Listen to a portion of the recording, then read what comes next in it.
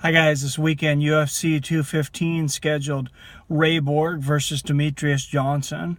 And this was supposed to be Demetrious Johnson's kind of crowning moment. It was his chance to break Anderson Silva's record for most title defenses. Demetrious Johnson is one of the best pound for pound fighters, thought to be if not ever, definitely in the world right now. He's definitely had a hard time being marketed, a lot of that because of his lower weight, 125-pound weight class. So the UFC came to him with an opportunity to fight TJ Dillashaw. Dillashaw, of course, would be coming down from 135. Some people would say, we're saying maybe that's not fair. He's getting an immediate match in a different weight class, but he had a championship belt over there, so I feel he's a worthy contender, but obviously a much bigger fight, much bigger cash fight. So Demetrious, I feel like he really dropped the ball there. He kind of almost handpicked Ray Borg, said he wanted him to fight him because he was the contender to break the record. They still made him the main event of this pay-per-view, largely because of Amanda Nunes being sick in her last fight against Valentina Shevchenko. Dana White said she would not be the main event in the next fight that she fought. Kind of being punished for being sick, which is kind of strange. And then what happens to Demetrious Johnson? Ray Borg runs into an illness this week. Now he can't fight. That fight's canceled. Now Demetrious doesn't get paid at all. He's put on this whole training camp. Ray Borg, I believe, obviously, I mean, he's seriously ill. He's, the doctors, he wanted to fight. The doctors are like, you can't fight. His nutritionist said that it had nothing to do with the weight cut. Of course they're going to say that, but he was 133 pounds the night before. I believe 134 pounds because he has to get to within 1 pound of the weight limit. So he was 8 pounds over, just over 36 hours, I believe, before the fight.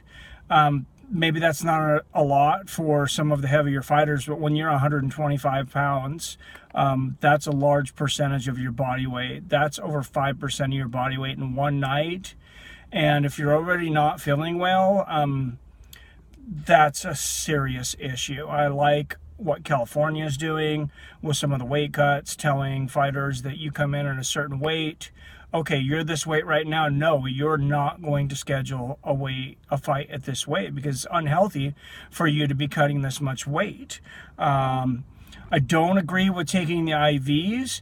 I feel that taking away the IVs, which they've done I believe in most states, if not all states, which I see the thinking behind it is that if you're cutting so much weight, you need an IV, you need to move up a weight class. But why give the fighter the opportunity? Why not stop them before it gets to that point and before they get unhealthy? Because fighters fight. A lot of them don't have the highest IQs, but they have too much bravery for their own good. A lot of them are really smart, so don't take that the wrong way. But they want to fight, and a lot of them will do whatever it takes. They'll drop ungodly amounts of weight. You got 170 pounders that are walking around at 200 pounds plus all the time. That's a huge weight cut.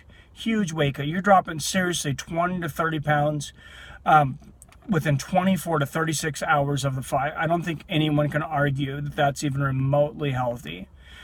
So you need to take this percentage. I think California said something like you have to be within, I think, 8%, I could be wrong, of the weight by a certain time to schedule the fight. And I feel that's good for the safety of the fighters.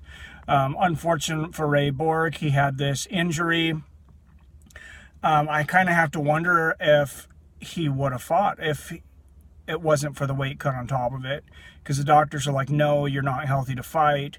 But if he didn't have to worry about cutting that extra weight, if he'd been fighting, he's walking around still 36 hours before, basically walking around at the 135 pound limit. If he'd been fighting at 135, would this have been an issue? And I have to think there's a good chance that it isn't. Of course, his nutritionist is going to defend him, but man, I like Demetrious Johnson. He really screwed himself in this point.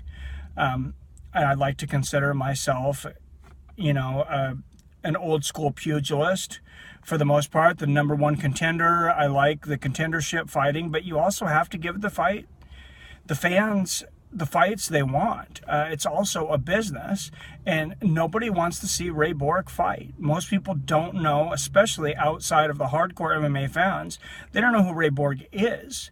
A lot of them do know who TJ Dillashaw is. The casual MMA fans probably have a good idea who TJ Dillashaw is. He's very marketable. He's very charismatic. The media build up to this could have been great. Ray Borg's not a media guy. Demetrious Johnson struggles with it. I think TJ Dillashaw would have really helped him out in that. And if he would have gotten a victory against TJ Dillashaw, I think that really turns his whole career around. I think he would have became a big MMA draw, a big pay-per-view draw. His record for the most consecutive title defenses is completely legitimized at that point, because he would have beaten a world-class fighter, not just a world-class fighter, but a world-class, reputable, well-known fighter. And there's a lot of things to like about Demetrious Johnson, but he really dropped the ball, just not knowing the business there, saying, I want to fight Ray Borg, I want to break the record. I don't know if he thought that he couldn't beat Dillashaw. I don't know if he was, you know, leery about how much weight Dillashaw drops, that Dillashaw would come in a lot heavier than him. Because, I mean, that's a valid point. Demetrious Johnson is not a large guy, even for 125. I mean, he's only 5'3". He doesn't have the biggest frame. I mean, he's called Mighty Mouse for a reason. He's a small dude. But he's got a slick transition game. He's got a slick ground game. He's got incredible stand-up. He's one of the most well-balanced MMA fighters we've seen in a long, long time, if not ever. Very, very good fighter, but really bad for him. And now this puts Amanda Nunes as the main event in this against Shevchenko. Does exactly what Dana White said he wouldn't do. He said he wouldn't put Amanda Nunes on as the main event card from UFC 213. Here we are, UFC 215. Luck has it that she comes in and now she's the main event card. UFC is offering refunds. They started that yesterday on Thursday. So if you bought tickets to the fight, if you bought the pay-per-view, the UFC is doing refunds. If you were buying it, you know, strictly for that Ray Borg or Demetrious Johnson fight, or if that, you know, sways your mind enough to say this is not worth $50. I think Amanda Nunes versus Shevchenko is a great fight. I think it's a main event fight, but I understand people that thought they were getting two great main events and now they're getting one. How I look at my pay-per-views is I usually kind of pick maybe 3 throughout the year that I think are worth the money. I did go watch Conor and Mayweather just for that spectacle, and I like to see people's reactions. The big fight I'm excited about next is McGregor and Diaz, and I watched Jones and Cormier, their second fight. I was very excited about that, and I was not disappointed until the drug test came out, of course. But hopefully that fills in a little bit of the gaps about what's going on. Like I said, if you order the pay-per-view, get a hold of the UFC. They are doing refunds on tickets and pay-per-views. Thanks for tuning in to another episode, and I hope that was informational for you. Please give me your comments down below. Let me know what you think. Please give me a like and a subscribe to my channel if you like what I do, and have a great week, guys.